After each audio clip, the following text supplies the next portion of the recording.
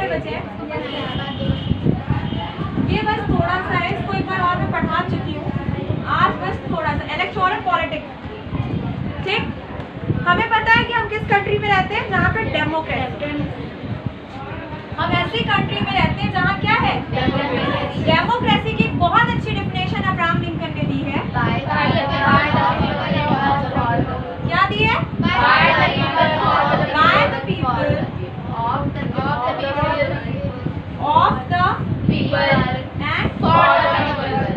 For the. अच्छा ये बताइए, ये जो डेफिनेशन अब्राहम लिंकन ने दी थी, अब्राहम लिंकन जो है ये कहाँ के प्रेसिडेंट है? ठीक है, 16वें राष्ट्रपति तो है, लेकिन ये फर्स्ट प्रेसिडेंट भी किसी फील्ड में कहे जाते हैं। अब्राहम लिंकन को हम फर्स्ट नीग्रो प्रेसिडेंट कहते हैं। अच्छा, कहाँ के हैं? अमेरिका के। अमेरिका के फर्स्ट प्रेसिडेंट का नाम वॉशिंगटन, जॉर्ज वॉशिंगटन। और आपको पता है ना कि अमेरिका की कैपिटल का क्या नाम है? Washington DC. तो अब्राहम लिंकन जो है ये फर्स्ट नीग्रो प्रेसिडेंट है, कहाँ के? अमेरिका। अगर मैं बात करती हूँ अमेरिका के फर्स्ट नीग्रो प्रेसिडेंट है अब्राहम लिंकन, तो अब्राहम लिंकन और नीग्रो में क्या रिलेशनशिप है भाई? अमेरिका में जो लोग ब्राइट फेस के होते हैं, यानी फेयर रंग जिनका होता है बहुत ज्यादा, उन्हें क्या कहा जाता है? सुपीरियर। और जो थोड़ा ब्राउन स्किन, नहीं ब्लैक नहीं बोलते, ब्राउन स्किन बोलते हैं। क्या बोलते हैं? जो ब्राउन स्किन के होते हैं उन्हें क्या बोलते हैं? नीग्रो बोलते हैं। क्या बोलते हैं? व्हाइट स्किन वालों को या फेयर स्किन वालों को सुपीरियर और ब्राउन स्किन वालों को नीग्रो बोला जाता है अमेरिका में, लेकिन ये गलत है। तो Abraham Lincoln first Negro president थे, कहाँ के? अमेरिका के। उनकी बहुत अच्छी डेफिनेशन थी डेमोक्रेसी को लेके, by the people of the people for the people, यानी डेमोक्रेसी क्या है? जनता के लिए, जनता की और जनता द्वारा।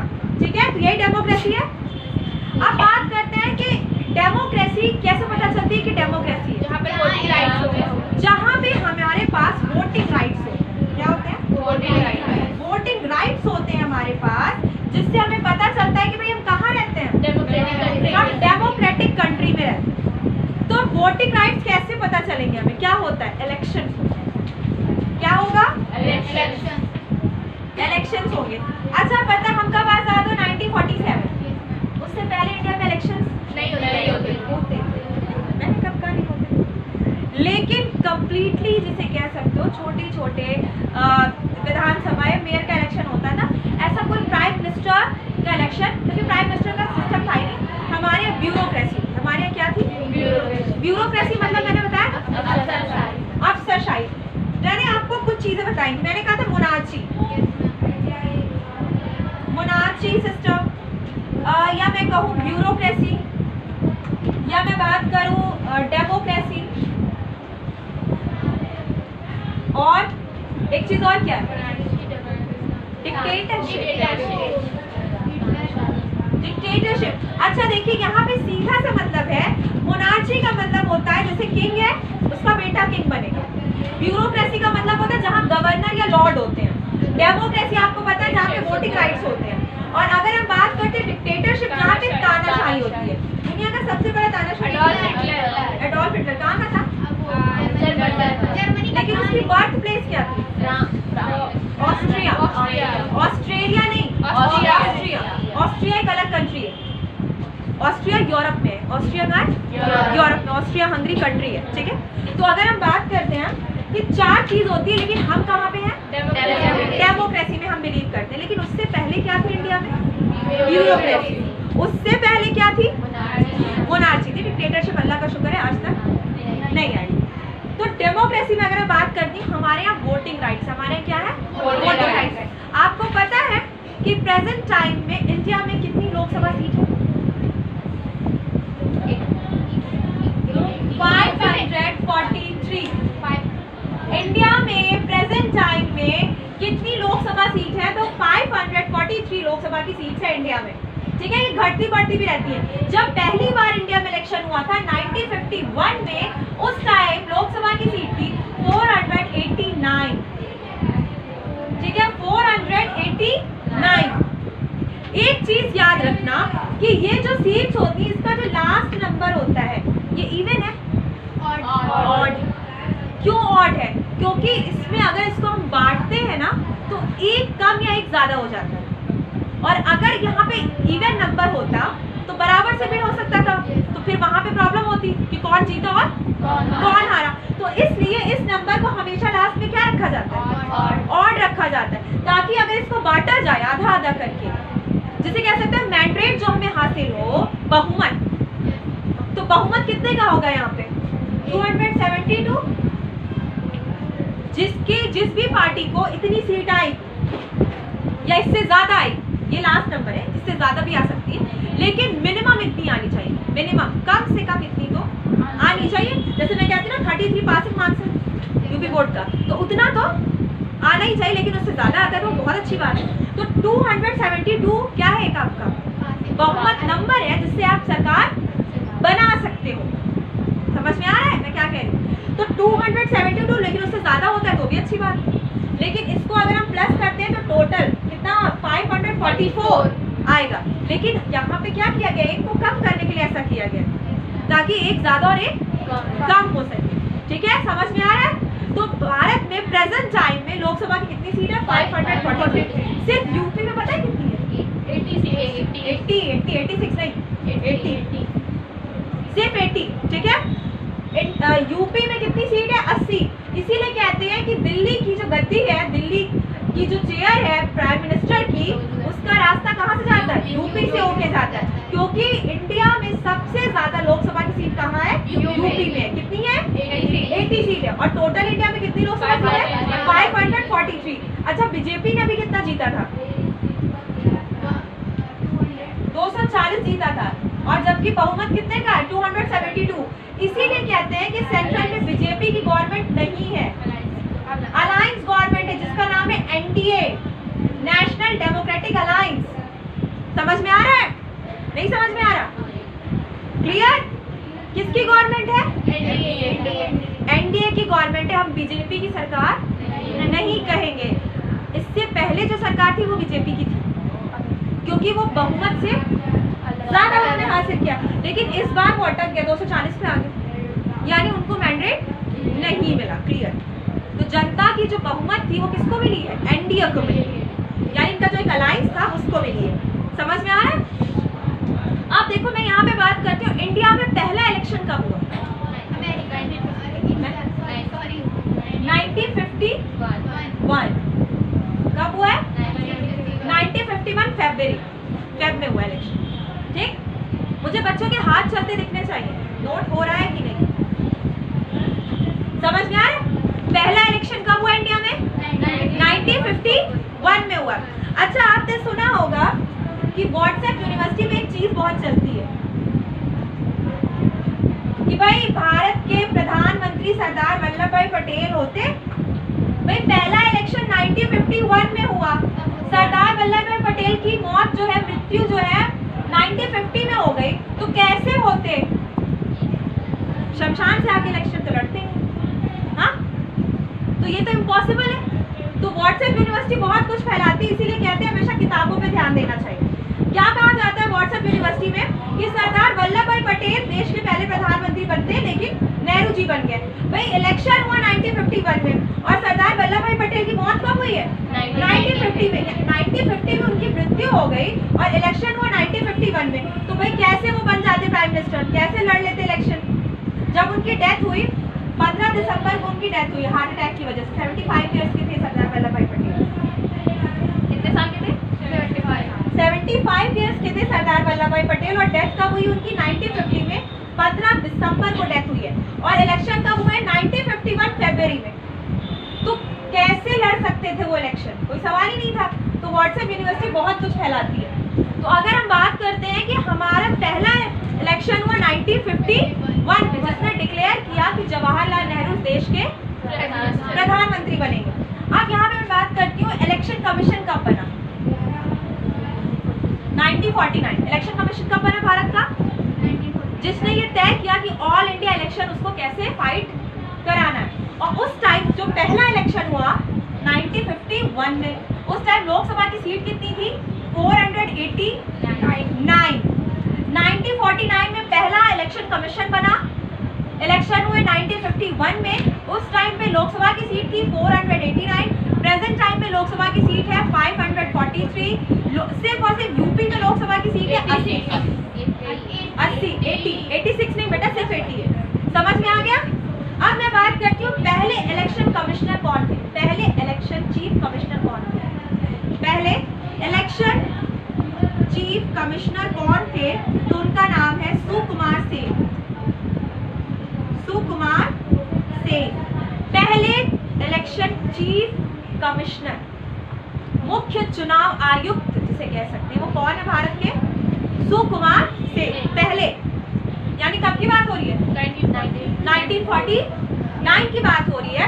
तो अगर मैं बात करती हूँ कि 1949 में हमारा इलेक्शन कमीशन बना, पहला इलेक्शन कमीशन। 1951 में इलेक्शन हुआ, उस टाइम पे 489 लोकसभा की सीट थी, लेकिन प्रेजेंट टाइम में 543 लोकसभा की सीट है। यूपी में सिर्फ 80 सीट है लोकसभा की। तो कहते हैं कि दिल्ली का रास्ता यूपी से होके जाता है। पहले हमारे जो इलेक्शन चीफ कमिश्नर है उनका क्या नाम है? सुकुमार सेन।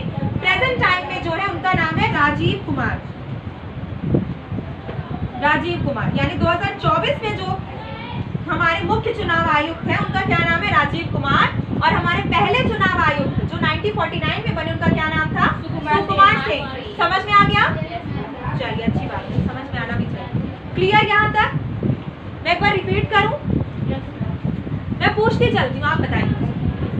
प्रेजेंट टाइम में इंडिया में लोकसभा की कितनी सीट है? 543। लास्ट का नंबर इवन क्यों नहीं होता? क्योंकि अगर इवन हो जाएगा तो बराबर से बढ़ जाएगा, तो टाई वाला हो गया ना सिस्टम। तो एक कम या एक ज्यादा वाला सिस्टम। अच्छा एक चीज और मैं तुमसे पूछती चली, जिस मैंने बताई थी ना, शायद दूसरे क्लास में बताया, तुम लोगों को नहीं बताई हूँ, कि सबसे कम दिन सरकार किसकी चली? 1996 में सिर्फ 13 दिन की गवर्नमेंट चली थी, यानी 13 दिन के प्रधानमंत्री थे अटल बिहारी वाजपेयी। सिर्फ कितने दिन के थे?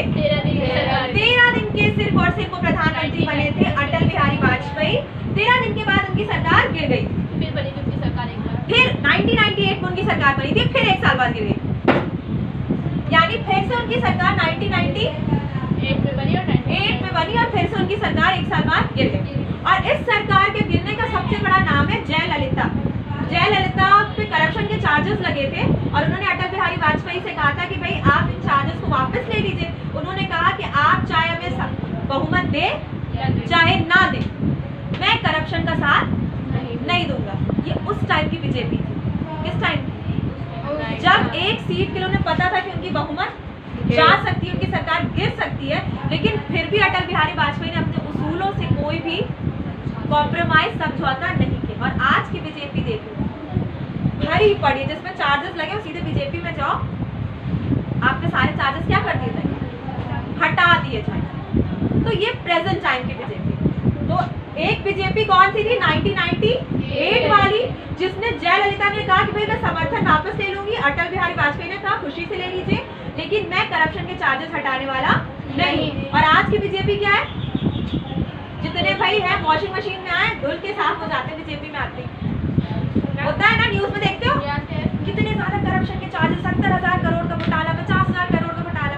दूसरे दिन पता चला हमारे प्राइम मिनिस्टर ने उनको एक शॉल पहनाई, एक कमल का स्लोगन सिंबल टाइप का दिया, आज से बीजेपी में शामिल, कल से सारे चार्जेस हटे, खत्म। और उस टाइम की बीजेपी क्या थी? एक उन्हें पता था कि अगर ये हटा लेंगे हम देश के प्रधानमंत्री नहीं रहेंगे, लेकिन उन्होंने कहा नहीं, मैं अपने उसूलों से समझौता नहीं कर सकती। समझ में आए? आप एक सेफ जोन में रह के अगर अपने कोई प्रिंसिपल्स बनाते हैं और आप कहते हैं कि उस सेफ जोन में रह के भाई हमने ये प्रिंसिपल बनाए और इसी प्रिंसिपल में हम चलेंगे, तो सेफ जोन में आपके प्रिंसिपल समझ में नहीं आते। प्रिंसिपल्स आपके जो सिद्धांत हैं आपकी जिंदगी के, वो कब समझ में आते हैं? जब आप रिस्क उठाते हैं और आपके हाथ से सब कुछ जाता रहता है, फिर भी आप अपने उसूलों को नहीं छोड़ते, तब समझ में आता है कि आपके उसूल आपके पक्के उसूल हैं। ऐसा नहीं कि मतलब थोड़ी सी भी प्रॉब्लम हुई, जैसे आपने घर पे कहा आज तो हम झाड़ू नहीं लगाए, फिर मम्मी दिख गई तो झाड़ू लेके झाड़ू लगाए जा रहे। तो वो अच्छी बात है, देखो ऐसे उसूल डगमगाने और आप जयललिता बन जाओगे, कूट काट के बाहर कर देंगे आपको, तो वो वैसे ही मामला खत्म है। तो लेकिन जिंदगी में कुछ उसूल अपने एकदम तय रखो, जैसे अपना एम जो बनना है लाइफ में उस पर एकदम डटे रहो कि मुझे जो चाहिए, जो बनना है, मुझे जो चाहिए का मतलब बुरी चीज़ें नहीं कि जिद करके हासिल करनी, चाहिए का मतलब है अच्छी चीज़, अपने लाइफ में कुछ अचीव करने की बात है। तो यहाँ पे एक बहुत बड़ा जिसे कह सकते हो मैसेज मिलता है हमें कि अटल बिहारी वाजपेयी ने दिखा दिया कि वो करप्शन के साथ नहीं है। उन्होंने जयललिता को सीधे कहा भाई आप चाहिए, हम आपको सपोर्ट नहीं करेंगे, मतलब हम चार्ज वापस नहीं लेंगे। उन्होंने कहा फिर आप बहुमत वापस ले लेते, उन्होंने कहा शौक से ले लीजिए। और ये हुआ 1998 में। दोबारा हमारे देश के प्रधानमंत्री कौन बने? अटल बिहारी वाजपेयी। लेकिन वो सिर्फ और सिर्फ कुछ टाइम के लिए फिर बने। लेकिन 13 दिन के प्रधानमंत्री कौन थे? ये कई बार क्वेश्चन आता है एग्जाम में कि 13 दिन के प्रधानमंत्री कौन थे? अटल बिहारी वाजपेयी। कब? 1996 में ये प्रधानमंत्री बने। कितने दिन के? 13 दिन के थे और 1996 में प्रधानमंत्री बने अटल बिहारी वाजपेयी। यानी बीजेपी की गवर्नमेंट उस टाइम पे बनी थी, उस टाइम पे अलायंस गवर्नमेंट थी। समझ में आ रहा? पहली बार बीजेपी की सरकार पूरी बहुमत से कब आई है पता? 2014। उससे पहले हमेशा ये अलायंस में ही रही। मैम वो अलायंस गवर्नमेंट के पास ज़्यादा पावर होता है या फिर ऐसा नहीं है अलायंस, लेकिन एक चीज है कि अलायंस गवर्नमेंट जो होती है उसके डिसीजन में उसको टाइम लगता है, और जो बहुमत वाली सरकार होती है उसको डिसीजन में टाइम नहीं लगता, क्योंकि उसे सबका पता करना होता है अलायंस वालों को कि ये सपोर्ट कर रहे हैं कि नहीं, इनको ये बिल पसंद है कि नहीं, इनको पसंद है। अब उसमें किसी को नहीं पसंद है, वो कहेगा नहीं अगर आप इसको पास करते हो आप अपना बहुमत, हम अपने सीट्स वापस ले लेंगे, हम अपना सपोर्ट वापस ले लेंगे, तुरंत तो वो सरकार गिर भी जाएंगे, सरकार गिर जाती है। फिर तुरंत इलेक्शन क्यों नहीं, इलेक्शन नहीं होते, जो अपोजिशन होता है ना। अब देखो तुमने इस अलायंस को छोड़ा, इसको तोड़ा, तो तुम अपोजिशन में जाके जुड़ गए, अपोजिशन के पास मैंडेट बढ़ गया, तो सरकार किसकी बनेगी? अपोजिशन की बन गई। अब 13 दिन के बाद दोबारा इलेक्शन थोड़ी ना हुआ था, जो अपोजिशन में था सरकार उसकी बन गई, क्योंकि इलेक्शन में बहुत खर्चा होता है। ऐसा नहीं होता कि इलेक्शन करवा दी जाए, लेकिन कभी कभी ऐसा होता है कि जो टूटी है, जो गवर्नमेंट जिसने जो भी पार्टी ने तोड़ा, जो भी अलायंस के जो दल थे उन्होंने तोड़ दिया, उन्होंने दूसरी अपोजिशन में जाके ज्वाइन नहीं हुई, तब कहीं इलेक्शन हो गए, क्योंकि ना इनके पास बहुमत है ना इनके पास बहुमत, तब प्रॉब्लम होती। लेकिन अब ऐसा नहीं होता, क्योंकि सब इसके पॉलिटिक्स किसकी है? इसकी है। 40 करोड़ 50 करोड़ में आराम से विधायक MP बिकते हैं। इसे कह सकते हो हॉर्स बार्गेनिंग होती है कि विधायकों को तोड़ा जाता है। तो तोड़ने का मतलब क्या है कि इनकी पार्टी से खरीद के अपनी पार्टी में जोड़ लिया जाता है। इसी तरह जिसे कह सकते हो खरीद फरोख्त चलती रहती है MP और MLA। ये बिल्कुल सच है, लेकिन ये लीगल नहीं है भाई। आपको जनता चुन के भेज रही है, आपको बिकने के लिए थोड़ी ना चुन के भेज रही है, आपको अपने काम को करने के लिए भेज रही है ना। लेकिन प्रेजेंट टाइम में हमारी पॉलिटिक्स बहुत खराब हो चुकी है। ऐसे नेता अब नहीं बचे जो अपनी सरकार हटा दे, ना चलने दे एक करप्शन के चार्ज के लिए। अब ऐसे नेता हैं जिनको सीट मिल जाए चाहे कुछ भी हो देश में। हमारे कंट्री को जैसे डेमोक्रेटिक है। आपको पता है देश के रेल मंत्री थे लाल बहादुर शास्त्री। एक रेल बहुत बड़ी दुर्घटना हुई थी उनके टाइम, उन्होंने तुरंत रिजाइन कर दिया। उन्होंने कहा मैं इस पोस्ट के काबिल नहीं हूँ, क्योंकि इतना बड़ा हादसा हो गया, मैं इसको रिजाइन कर देता हूँ। लेकिन आज पता है अभी प्रेजेंट टाइम पे कौन है? अश्विनी वैष्णव। हमारे रेल मिनिस्टर कौन है? लिख लीजिए, वर्तमान में हमारे रेल मिनिस्टर कौन है? अश्विनी वैष्णव। ठीक है, अश्विनी वैष्णव के टाइम में कितने रेल हादसे हो रहे? आप सुनते ही रहते हैं, लेकिन भाई अब उन्हें नहीं लगता कि उन्हें रिजाइन करना चाहिए, क्योंकि अब वैसे उसूल और अब वैसे लोग नहीं बचे जिन्होंने देश के लिए काम किया। समझ में आया? लाल बहादुर शास्त्री लोग ऐसे थे जिनके ना कोई अकाउंट में पैसे थे, ना जिनकी कोई प्रॉपर्टी थी, ना जिनका कोई बंगला था। और आज आप देखते हो एक सभासदी का इलेक्शन होता है, एक सभासद जो छोटा सा सभासद आपके एरिया का सभासद होता है, उसके पास इतनी प्रॉपर्टी होती है। MP MLA तो छोड़ ही दो, वो तो पुश्ते बना लेते हैं अपनी। और अगर देश का प्रधानमंत्री आप बन जाओ तो फिर बात ही अलग। लेकिन ऐसे नाम हैं हमारे पास हिस्ट्री में जिनके पास कुछ भी नहीं है। पहले के लोग जिसे कह सकते हैं वो उसूलों में मरते थे। जो कहते थे लेकिन आज के लोग अपने उसूल हर रोज तोड़ते हैं, हर रोज बनाते हैं। माई लाइफ माई रूल, ये मुझे इतना वाहियात लगता है, इतना घटिया ये लाइन मुझे लगती है। माई लाइफ माई रूल, अपने सारे रूल समझ में आ जाएंगे, जिंदगी को जरा अपने एंगल से चलने दो। बस जिसके पास 300 रुपए का रिचार्ज का पैसा होता है वही ये लिख सकता है बायो में, माई लाइफ माई रूल। ऐसे फालतू की चीजें मत लिखा करो तुम लोग, मुझे लगता है कि नहीं लिखती। अच्छी बात, तो अपनी पढ़ाई पे ध्यान दीजिए, ऐसे बनिए कैसे अटल बिहारी वाजपेयी के नाम भी बिल्कुल सही था, अटल, अपने सिद्धांतों में वो अटल है। चलिए ये चैप्टर आपका फिनिश, नोट्स मुझे मिल जाए।